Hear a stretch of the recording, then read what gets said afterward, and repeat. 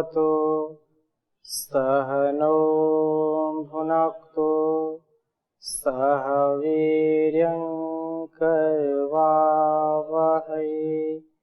तेजस्विनावधीतमस्तु मा विद्विषावहै। ओम शांति शांति शांति। वैदिक जीवन पद्धति में हम स्वाध्याय कर रहे थे प्राणायाम का, और प्राणायाम के जो है महिमा मंडन को अथर्ववेदीय प्राण सूक्त में हमने 25 मंत्रों का स्वाध्याय किया, और प्राण की महिमा क्या है, क्यों है, उसका समझने का, उसको जानने का यह सौभाग्य मिला। आज हम अथर्ववेद के इस प्राण सूक्त के अंतिम मंत्र का स्वाध्याय करेंगे, और बहुत अच्छा ये मंत्र है। आगे बढ़ने से पहले आप में से किसी का कोई प्रश्न पूछिए। ओम पूज्य स्वामी जी। जी, अष्टांग योग में यदि प्राण का बारे में जो आपने अभी हमें पढ़ाते हैं जी, उसमें प्राण को ईश्वर प्राण से सब चीज मिलता है जी, जो इस बारे में अथर्ववेद में जो 50 सूत्र हम 25 सूत्र पढ़ के जानकारी मिलता 25 है, मंत्रों को 25 मंत्र को जो पढ़ के जी, हम जान पाते हैं। तो आजकल का जो समय में मनुष्य का पास बहुत कम समय है, दैनिक जीवन में सांसारिक लोग हो या दूसरे व्यक्ति जो भी वैदिक गुरुकुल व अलग अलग गुरुकुल में रहते हैं, जी, साधु संत तो जो पर्वत में ध्यान करते हैं उन लोग को तो दिन भर साल भर इस बारे में प्राप्ति के लिए, ईश्वर प्राप्ति के लिए समय देते हैं।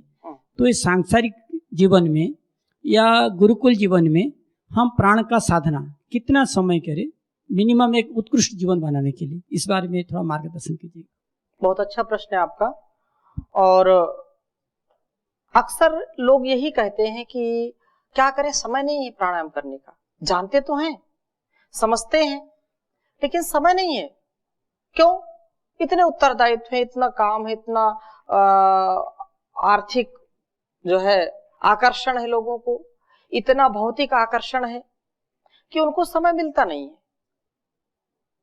कुछ लोग तो ऐसा बोल देते मरने की फुर्सत नहीं है, और जिस दिन मरना होगा तो ये जो मृत्यु आएगी तो उसको ये नहीं होता कि आपको फुर्सत है कि नहीं फुर्सत है। कहने का आशा ये है कि व्यक्ति अपने जीवन को अच्छी प्रकार से जीना चाहता है, लेकिन उसके लिए कुछ करना नहीं चाहता है।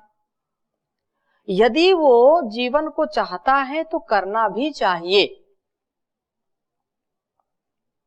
धर्म अर्थ काम मोक्षाणाम आरोग्यम मूलमुत्तमम। ये शरीर माध्यम खलु धर्म साधनम। शरीर का जो ये साधन रूपी शरीर मिला है और इसकी आरोग्यता, ये परम आवश्यक है। ये शरीर साधन है, और इसकी स्वास्थ्यता के लिए, इसकी आरोग्यता के लिए हमको पुरुषार्थ करना चाहिए। सर्वमन्यत परित्यज्य शरीरम अनुपालयित। सारे कामों को छोड़ करके, सारे कर्तव्यों को छोड़ करके सबसे पहले मनुष्य का क्या उद्देश्य है और क्या उसका जो है मूल है, उसको समझना चाहिए।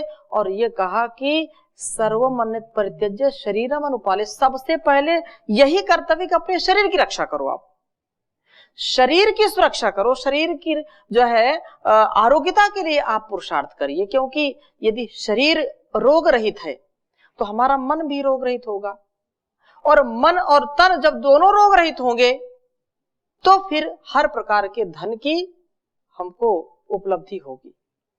बुद्धि बल, ज्ञान बल, धन बल, जन बल, सब कुछ अपने आप आने लगेगा। इसलिए कहा पहला सुख निरोगी काया। सबसे पहला सुख निरोगी काया है, लेकिन अब इसके लिए तो पुरुषार्थ तो करना पड़ेगा। तो कम से कम जो आपने प्रश्न किया है, तो कम से कम जो गृहस्थी है या अत्यधिक व्यस्ततम जीवन जीते हैं वर्तमान परिवेश में, तो उनको भी प्रभात में जल्दी उठना चाहिए और कम से कम प्राण साधना के लिए 1 घंटे का समय जरूर निकालना चाहिए। उसमें जो व्यायाम है, जो आसन है, जो ध्यान है, प्राणायाम है, उसको संतुलित करते हुए, क्योंकि हमारा जीवन ही योग ही है, हम बोलते हैं तो भी योग है, युज संयमन है, युज योग है, युज समाधौ, ये जो भी धात्वर्थ हैं उसमें हमारे जीवन का रहस्य है, हमारे जीवन जीने की कला छुपी हुई है। इसलिए प्रभात में कम से कम 1 घंटे का अभ्यास जरूर करना चाहिए। स्वस्थ व्यक्ति को जरूर 1 घंटा लगाना ही चाहिए शरीर के लिए, तन मन के लिए। 24 घंटे हैं तो 1 घंटे भी यदि कोई स्वस्थ व्यक्ति इसके लिए लगाता है तो वो आजीवन स्वस्थ रहेगा। और जो किसी कारणवश रोगी हो गए हैं, रोग हो गया उनको, तो उनको सुबह और शाम दोनों समय करना चाहिए, 2-2 घंटे करें। वो रोग अनुसार उसका अभ्यास घटा बढ़ा सकते हैं। और इसमें आयु विशेष का भी ध्यान रखें। कोई व्यक्ति बहुत स्वस्थ है तो वैसे ही करें, कोई अस्वस्थ है तो वैसे प्राणायामों का, वैसे आसनों का अभ्यास करें। लेकिन करना चाहिए, कोई ऐसा ना सोचे कि नहीं इसको करने से क्या है तो हम तो पूरा इसे दिन भर करते रहते हैं, ये उचित नहीं है। करने से होगा, यदि करेंगे तो जरूर जीवन में लाभ होगा, हमारा ये शरीर बहुत स्वस्थ होगा, हम दूसरों के लिए उपयोगी होंगे। ठीक है। ओम स्वामी जी, हमने पिछली कक्षा में बताया था कि ईश्वर अपने हृदय में है, अपने घर में है, तो लोग उसको मंदिरों में क्यों ढूंढते? क्योंकि लोगों ने मंदिरों में मान लिया है कि मंदिरों में है, मंदिरों में भी है और मंदिर के बाहर भी है। सबसे जो है सबसे बड़ा मंदिर कौन है? ये है। अच्छा ये बताओ, परमात्मा के द्वारा बनाया मंदिर अच्छा होता है कि इंसानों के द्वारा बनाया हुआ मंदिर अच्छा होता है? जिसको भगवान ने बनाया है वो मंदिर तो सर्वश्रेष्ठ होगा, और जिसको इंसानों ने बनाया है उसमें हो सकता है कोई न्यूनता हो गई हो, न्यूनता हो सकती है। अच्छा ये बताओ, जो भी संसार में मनुष्य हैं या मनुष्येतर जो भी प्राणी हैं, सबके अंदर आत्मा है, प्राण सबके अंदर है। कोई अंतर है क्या उनमें? कोई अंतर नहीं है तात्विक दृष्टि से। ऐसे व्यवहारिक दृष्टि में कोई पशु योनि में, कोई पक्षी योनि में है, कोई यहां भी स्त्री रूप में है, कोई पुरुष रूप में है, लेकिन आत्मा तो एक ही है। यहां जो परमात्मा के जो बनाए हुए मंदिर हैं उनमें कोई भेद है क्या? और वेद के द्वारा दिया गया उपदेश जो हम पढ़ रहे हैं इसमें कोई भेद है क्या? वेद में कोई भेद नहीं है। लेकिन यहां लोग जो है जो मंदिर बनाते हैं, मस्जिद बनाते हैं, गुरुद्वारा बनाते हैं, गिरजाघर बनाते हैं, तो यद्यपि सब एक ही मटेरियल से बने होते हैं, सभी इमारतों में ईंट, पत्थर, मोरंग, बजरी, सीमेंट, सरिया, फर्नीचर वो सब लगता है। लेकिन उसका नामकरण जब करते हैं तो किसी को वहां जाना अच्छा लगता है और किसी को अच्छा नहीं लगता। भेद हो गया कि नहीं हो गया? भेद हुआ। लेकिन कोई ऐसा मंदिर परमात्मा ने जो बनाया हो उसमें प्राण है, और कोई ये चाहे कि नहीं मैं श्वास लूं या ना लूं, ऐसा कोई है क्या? नहीं है। या ऐसा कोई नहीं है कि कोई व्यक्ति श्वसन क्रिया कर रहा है, अर्थात वो प्राणवान है, प्राण उसके हैं, प्राणधारी है, और उससे कोई परहेज करे। जान की दृष्टि से, अज्ञानता में तो लोग एक दूसरे से ईर्ष्या करते हैं, द्वेष करते हैं, लेकिन हमारे जीवन में ये जो संकीर्णता आई है वो ठीक है, देश काल परिस्थिति में उसकी भी आवश्यकता होती है तो ठीक है।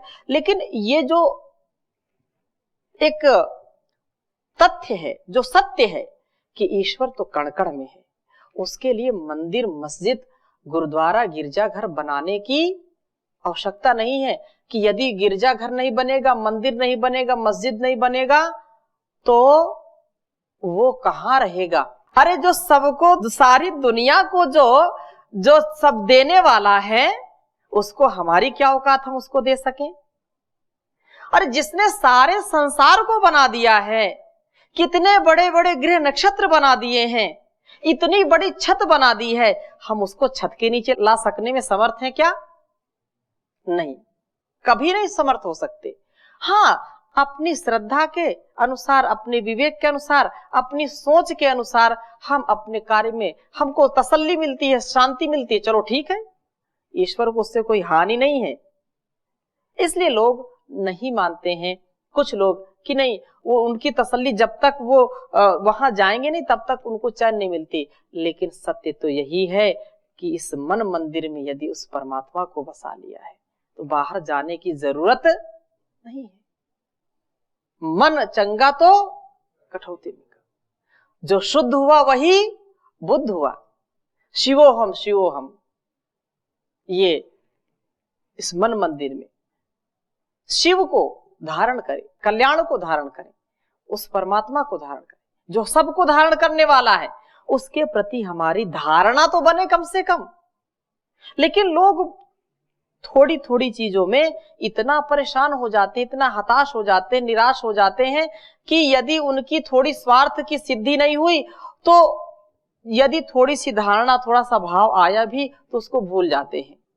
बिरले लोग ऐसे हैं जो उस ईश्वर को मानते हैं, उसको जानते हैं, उससे परिचित हैं, उसका अनुभव करते हैं। ये सब नहीं कर पाते। और उन बिरला लोगों के लिए जीवन में जो कुछ भी हो रहा है उसके प्रति वो कृतज्ञ रहते हैं और यही बात कहते हैं कि जो ईश्वर की इच्छा है मैं वही काम करूंगा, अर्थात आत्म प्रेरणा से युक्त होकर के मैं जीवन को जीऊंगा, उससे इतर कोई व्यवहार नहीं करूंगा। जो वेदों का आदेश, संदेश, उपदेश है, जो संविधान है, उसी को मैं पालन करूंगा, ईश्वर के बताए मार्ग पर चलूंगा, क्योंकि फिर उसमें चाहे सुख मिले चाहे दुख मिले, सुख आता है तो आने दो, दुख जाता है तो जाने दो, हम ऋषि दयानंद के दीवाने, हम चढ़ते हैं सीना ताने।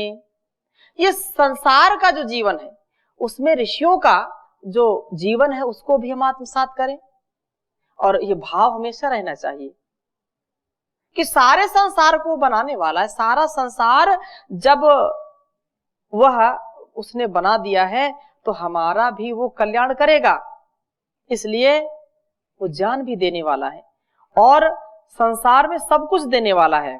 वही दाता है, वो प्राण दाता है, वो ऐश्वर्य दाता है, वो लेता कुछ नहीं है।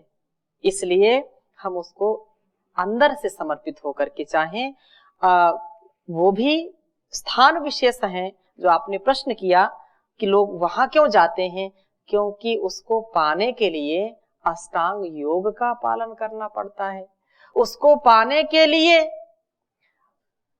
सत्य, अहिंसा का पालन करना पड़ता है। उसको यम, नियम, आसन, प्राणायाम जो अष्टांग योग है उसका पालन करना पड़ता है। इससे विपरीत जीवन यदि जिएंगे तो उसको कभी पा नहीं सकते।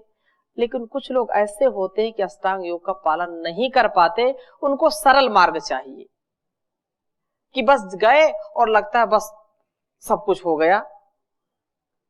सत्य बोलना, धर्म पर चलना, दूसरों की सेवा करना, अहिंसा का पालन करना, चोरी ना करना, अपने तन मन हर प्रकार से शुचिता का भाव रखना, हमेशा ईश्वर के प्रति कृतज्ञ रहना, ये हमेशा वो नहीं कर पाते। तो उनको ये होता है चलो एक सप्ताह में जाकर के कहीं स्थान विशेष में, देश विशेष में जाकर के कुछ पूजा पाठ कर लिया या मत्था टेक लिया तो बस इसी से हो गया, ठीक है। तो वो बहुत शॉर्टकट मार्ग अपनाते हैं, इसलिए वहां जाते हैं।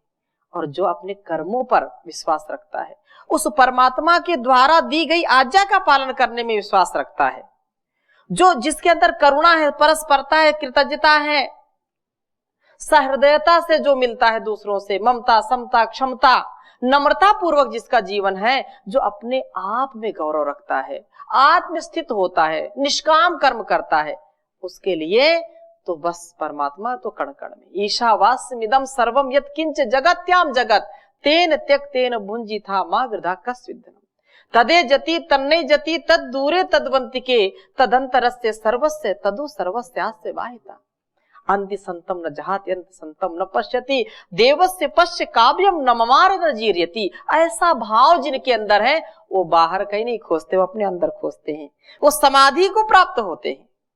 और जो समाधि नहीं लगाते वो बाहर की व्याधियों में परेशान रहते हैं। ठीक है, तो परमात्मा तो अपने अंदर है। जैसे कई बार आपको सुनाया कि जो कस्तूरी मृग होता है उसके नाभि में कस्तूरी होती है, लेकिन उसकी सुगंध जब फैलती है तो वो पूरे वन में उसको ढूंढता फिरता है, कहां से सुगंध आ रही, कहां से आ रही है, और जबकि उसके नाभि में होता है। कस्तूरी कुंडली बसे मृग ढूंढे वन माई, कस्तूरी कुंडली बसे मृग ढूंढे वन माई, ऐसे घट घट राम है दुनिया देखे नाही रे कबीरा, दुनिया देखे नाही। वो तो घट घट में है, हर घट हर पट में है, इसलिए हम उसको जाने और समझें। ठीक है, तो अगला मंत्र हम लेते हैं, आज प्राण सूक्त का समापन करेंगे। अंतिम मंत्र प्राण सूक्त का है 26वां मंत्र, जो आपके समक्ष मैं लिख रहा हूं, इसको आप लिख लीजिए। प्राण वा मत पर्यावृतो, प्राण मा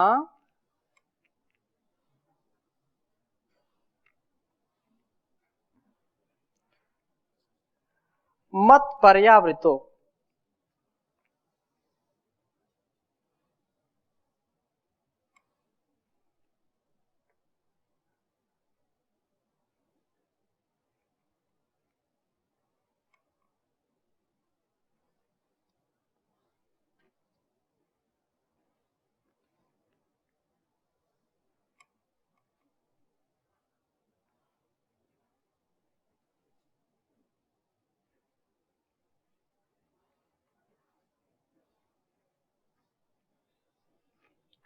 प्राण मा मत पर्यावृतो न बंदन्यो भविष्यसि।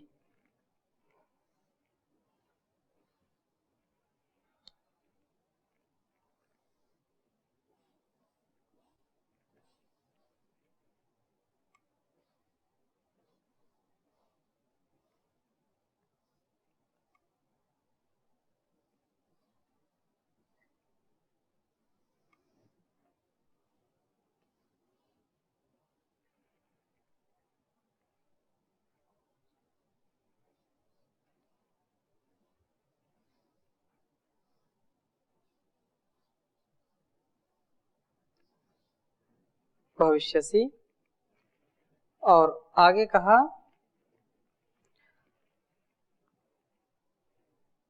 अपाम गर्भमिव जीव से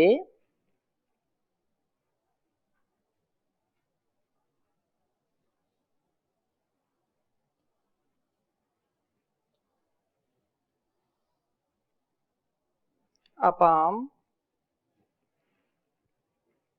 गर्भमिव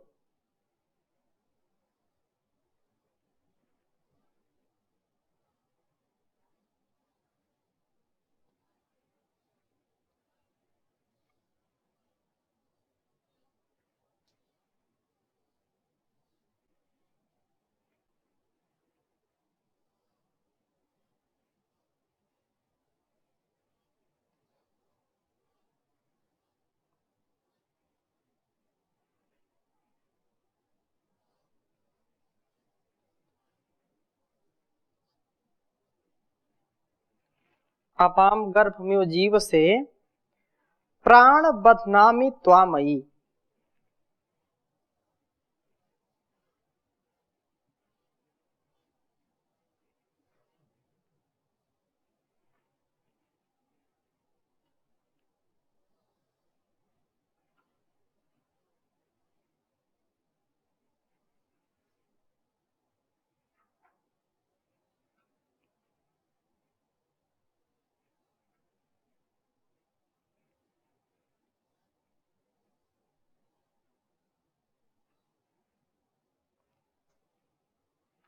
बध्नामि त्वामयि।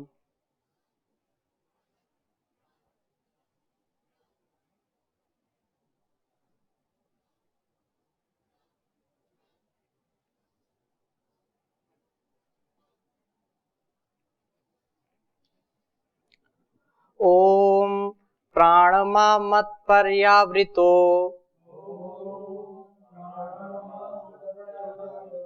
नामदन्यो भविष्यसि। अपाम गर्भमिव जीवसे प्राण बध्नामि त्वामयि। प्राणमा मत्पर्यावृतो नामदन्यो भविष्यसि। अपाम गर्भमिव जीवसे प्राण बध्नामि त्वामयि। तो अंतिम मंत्र में यह कहा कि हे प्राण मत मां पर्यावृतः, मुझसे पृथक न हो, मुझसे अलग मत हो। न मत अन्य भविष्यसि, और ये कहा मुझसे दूर न हो। अपाम गर्भ इव, पानी के समान हे प्राण, जीव से मई त्वा बध्नामि, जीवन के लिए मेरे अंदर तुझको बांधता हूं। अर्थात ये जो प्राण का आधान है, ये जीवन का प्राण, जीवन यदि प्राण है तभी जीवन है, और इस को मैं अपने अंदर स्थापित करता हूं। ये प्राण मैं तुझको बांधता हूं, अर्थात तुझको संयमित करता हूं, तुझको मैं अपने जीवन रक्षा के लिए ग्रहण करता हूं, स्वीकार करता हूं। यही बात यहां पर विशेष रूप से कह रहे हैं कि अपाम गर्भम इव, हे प्राण, प्राणात्मन प्रभो मत मुझसे मां पर्यावृतः, परांग मुख मत हो, अर्थात मेरे से विपरीत मत जाओ। हे प्राण मत अन्य न भविष्यसि, कभी भी मुझसे पृथक न होना, मेरे साथ तू तादात्म्यपन्न ही है। हे प्राण, प्राणात्मन प्रभो, मैं जीव से उत्कृष्ट पृथक न होगा, और प्राणात्मन प्रभो जीव से उत्कृष्ट जीवन की प्राप्ति के लिए तो आपको मैं अपने में बध्नामि, इस प्रकार से बांधता हूं। इव, जैसे अपाम गर्भम, उदक जल गर्भभूत वैश्वानर अग्नि को अपने अंदर धारण करते हैं। कहने का आशय यह है कि हम प्राणात्मा प्रभु से कभी भी पृथक ना हो, इस प्राण से कभी अलग ना हो, और वो सब प्राणों का जो प्राण है उससे कभी अलग ना हो, अर्थात उसको कभी भूले नहीं, उससे अपने आप को बांध के रखें। मैंने अपने आप को बांध दिया या उसको अपने में बांध दिया, बात तो एक ही है ना। डोर से डोर बंध गई, हाँ, डोर से जब हमने उस डोर से अपनी डोर बांध दी, परमात्मा से अपने हृदय के तार बांध दिए, तो जीवन का उत्कर्ष होगा। ये कभी भी जो है रसातल को नहीं जाएगा, कभी पतन नहीं होगा, कभी अधोगति को प्राप्त नहीं होगा। जब उसके साथ अपने आप को बांध दिया अथवा उसको अपने में बांध लिया, तो निश्चित रूप से हमारा कल्याण होगा, निश्चित रूप से। इसलिए हम प्राणात्मा प्रभु से कभी पृथक न हो।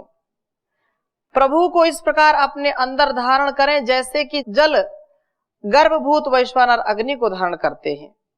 प्राणात्मा प्रभु को धारण करने वाला यह ब्रह्म बनता है, बड़ा हुआ ही बनता है।